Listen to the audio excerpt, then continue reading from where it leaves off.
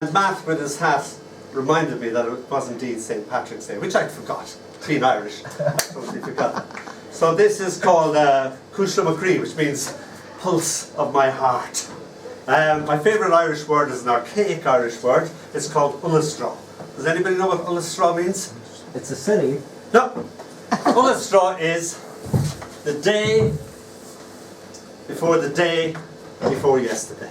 Why you need a term for that? I used to tell people like that in Paris and London, they laugh just like you, and I said it to a Chinese person, said, what's so funny about that? We also have a phrase that says the day before yesterday. So, my uncle used to say this, whenever I wanted to know anything that he didn't want to tell me, he'd say, oh, when did that happen, Mikey? And he'd say, oh, Ullastraw, boy, Ullastraw, the day before yesterday. It was to put me off. Or he'd use other terminology like, he'd use people as clocks, as timepieces. And he'd say, oh, that happened a granny ago, an uncle ago. So I was very aware of people being time. So this is called Cúisle Macree. Ullastraw, the gra, ganistam. Ach, nish, the gra, gakin off, gakin root.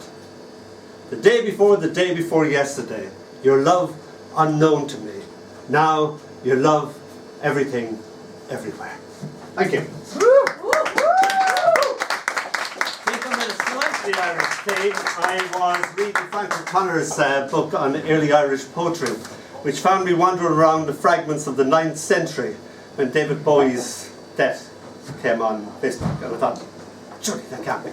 So he got a very Irish, I was about 3 plays into the new album, I was playing Lodger, and so I wrote him this poem. It's called The Backward Look. The blackbird leaves me a note pinned to the sky, that blue beyond blue, the tide of the moment turning, turning. Time like apple blossom falling through my mind, the little boy unable to believe that this day is not made of forever, and only now I walk back through myself to unpin the note the blackbird wrote with his voice still pinned to that self-same sky, the blue so still beyond even itself. I at last able to read the bird's words, its language a secret no longer to me. I sing, it says, I sing because all this must die. I sing the moment's tide, it's turning, always turning, its throat full of song, glorying in being alive for this one eternal moment. Thank you. This is called Spring Don't Take No for an Answer. I broke up with somebody, I was in the pits of loneliness, and spring came knocking on the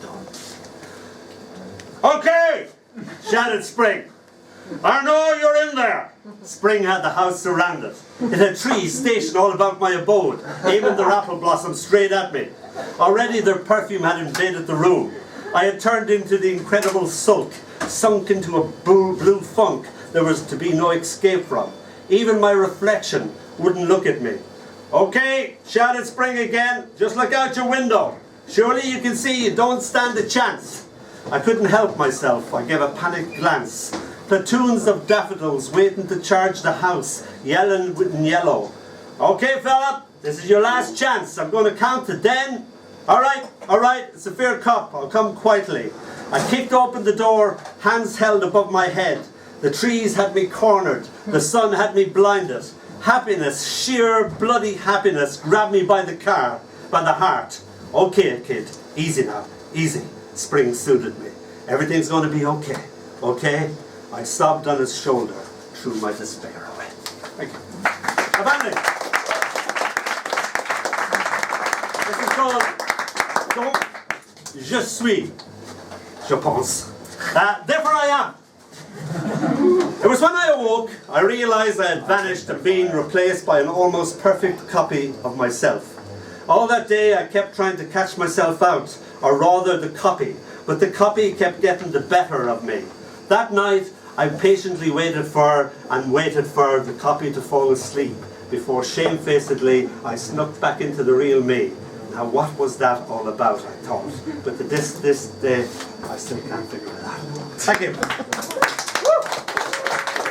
Donall. Thank you so much.